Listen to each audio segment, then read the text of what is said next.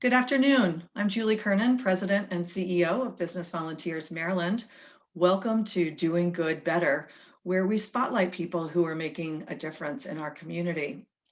Today it's my honor and my pleasure to introduce to you Van Brooks. Van is the founder of Safe Alternative Foundation for Education.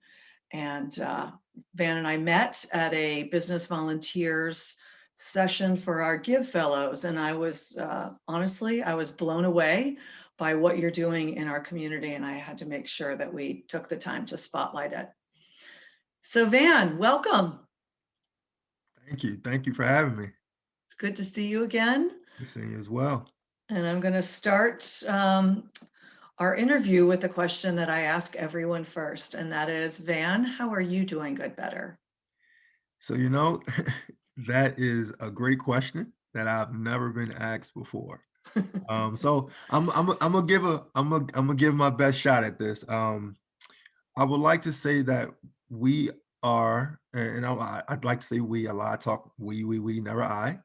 Um, we are providing some transformational experiences for not only our young people, but also those who come in to support our young people.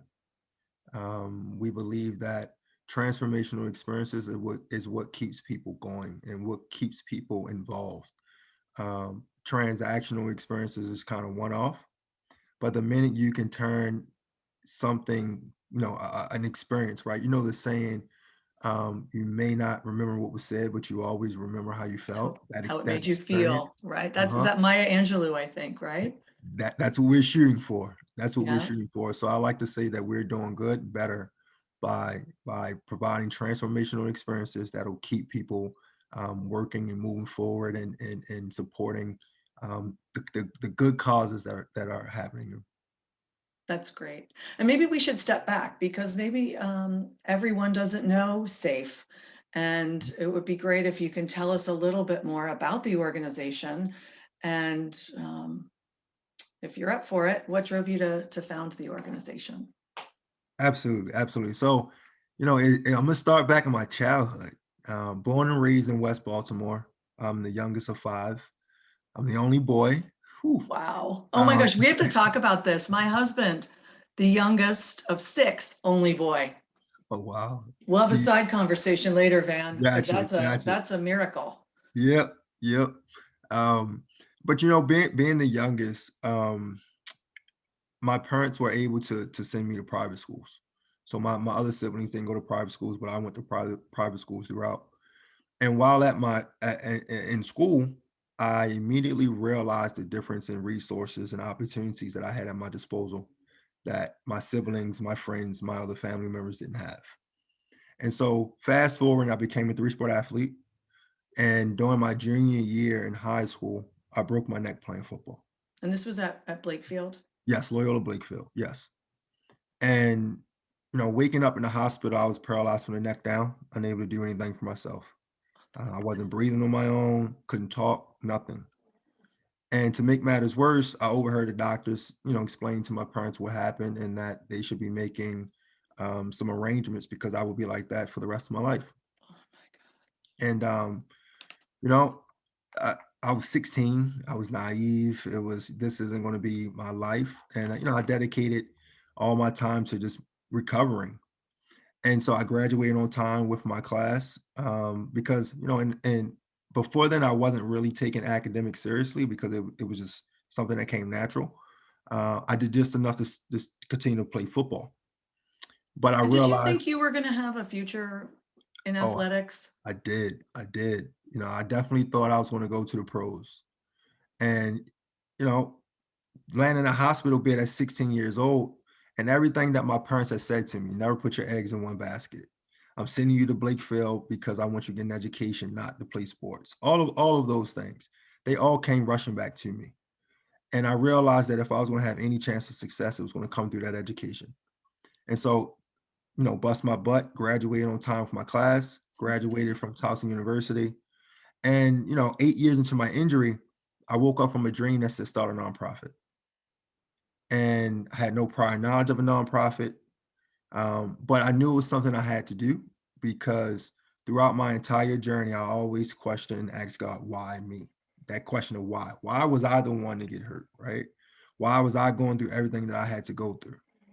And in that moment, I had the answer to the why. And that just gave me a new purpose for my life because so much of my identity was a football player.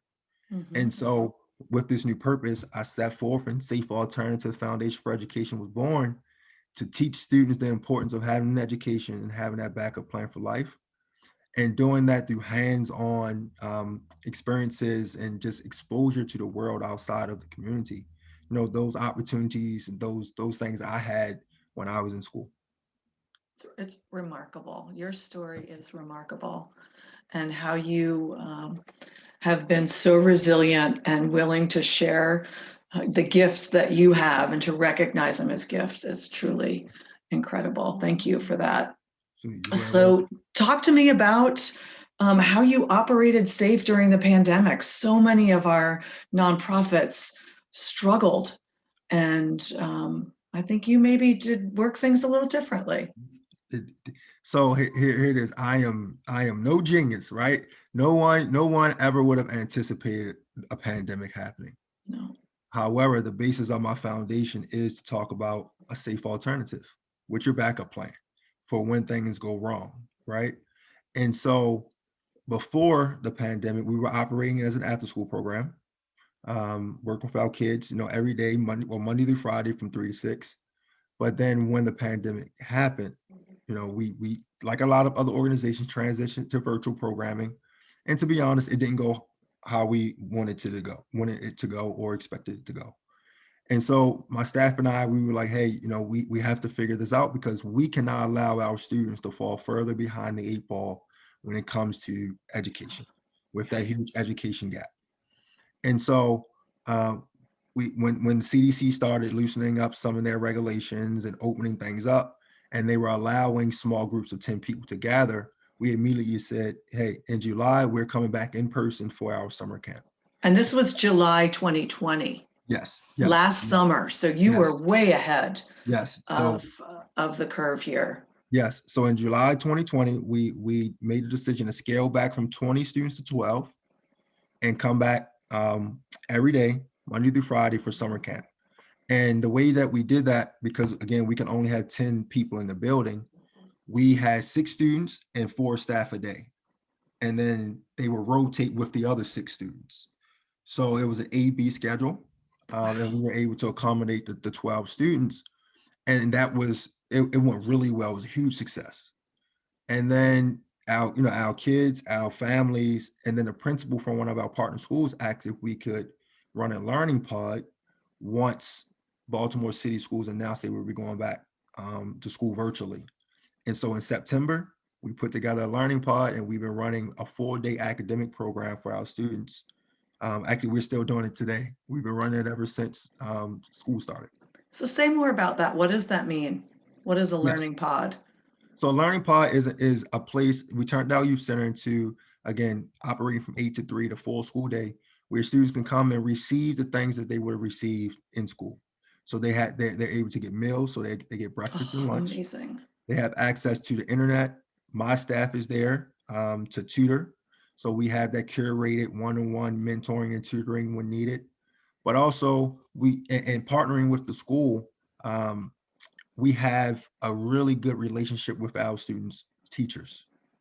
And so while they're on class with their teachers, my team and we're kind of in the background floating around, making sure that they're doing what they need to do, but also staying in contact with the teachers to make sure that they're not telling us one thing and telling the teachers another thing.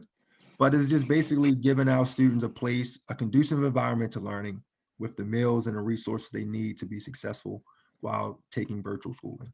Like stable internet connection, a Yes. quiet place without distraction. Yes. That's Yes. amazing. And then the other really important thing is just the social interaction with Oh their yeah. peers. Yeah. That's extremely important during this time.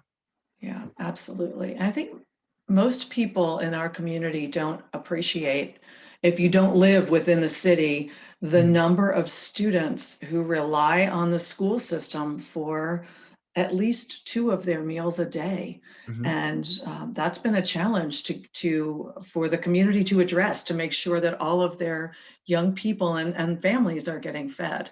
Yeah. So the ability to be able to provide somewhere for students to have a good meal is really incredible. Yeah. You are doing good better, by the way. You really are. You Thank you. really are. So I've heard that 2020 was pretty good fundraising year for you. Is that right? It was. It was.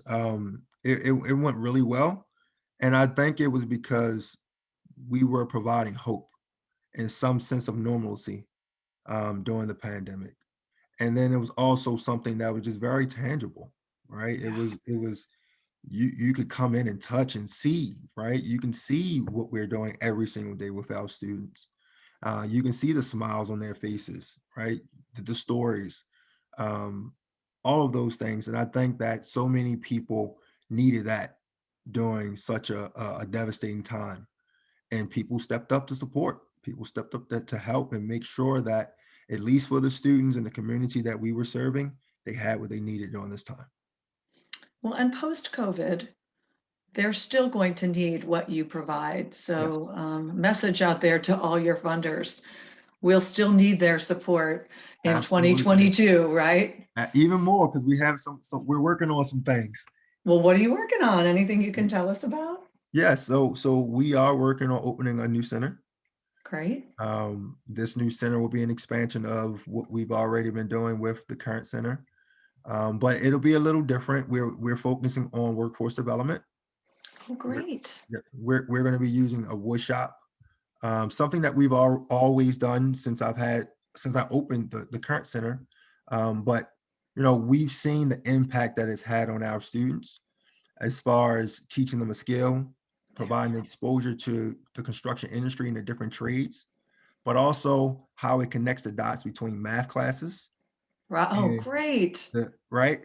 And so, and seeing how successful that was, the wood shop that we went to was about 30 minutes away.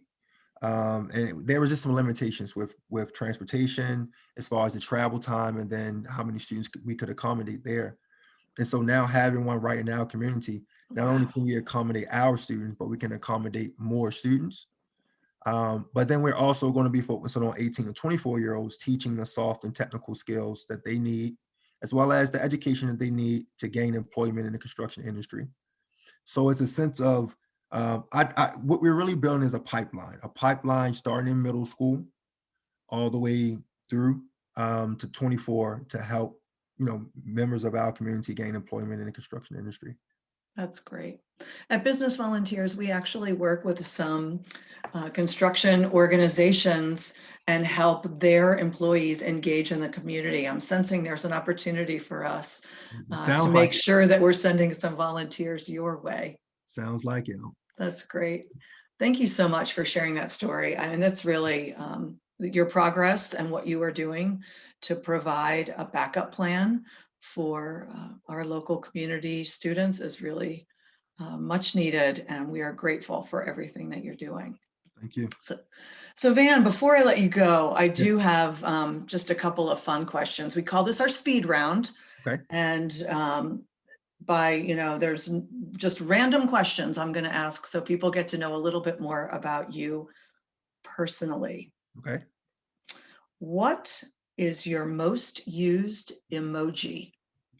Most you the laughing face. The laughing face. Laughing face. Yes, I'm always laughing at something. Well, that's good. It's good that people can keep you happy through text messages. What is a nickname your parents or maybe your sisters called you? A Uh-oh. nickname. Oh man.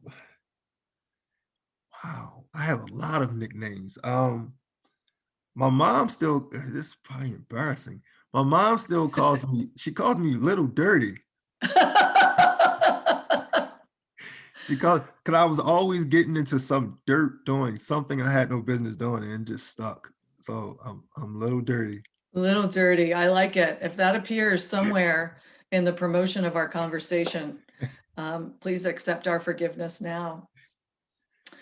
At what job would you be terrible? At what job would I be terrible? That's a good one. What job would I be terrible? Ooh, I I loved doing it, but I guess I would if I had to sing. Yeah. If I had to sing, if that was, uh, I'll It think of wouldn't be another one. terrible for you. It might be I would say, terrible for the yeah, listeners. I'll think of another one. That's a really good question. I'm almost stumping you today. You are. All right, Van, what's your favorite comfort food? Favorite mashed potatoes. All right. Little Dirty likes mashed potatoes. I do. Van, thanks. This was really fun to catch up with you, to see you. And we do appreciate everything you're doing in our community and look forward to being able to help support you with that through some of our business partners. Thank you Thank so you for much. doing good better. Thank you, and thanks for having me again.